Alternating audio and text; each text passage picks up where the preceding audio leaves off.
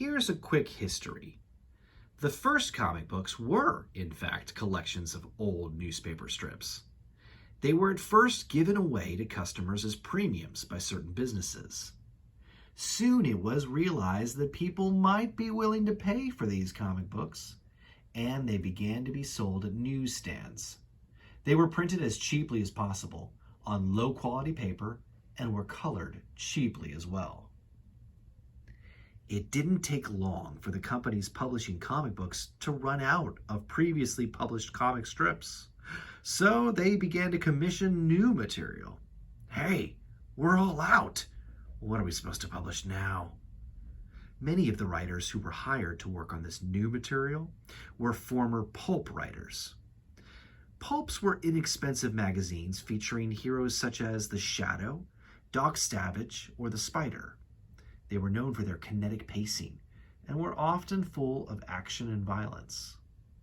These writers were in need of work since the comic book market had slowly but surely eroded the pulp market, and pulps were beginning to disappear. Cartoonists who had little, if any, formal training were often hired to provide the art for these new comics. Much of the new material produced was of the action hero variety, due to the pulp roots of the writers. This material gained popularity particularly among children.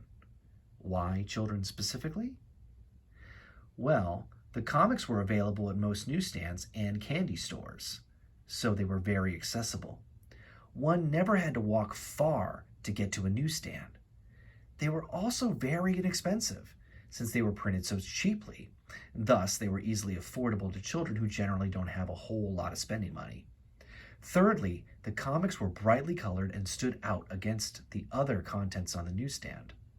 Children have always been responsive to visual stimulation.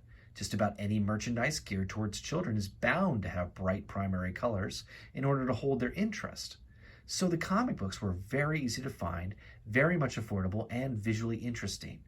Of course, children would be drawn to them. The time would come when comic books would be aimed at adolescents and adults.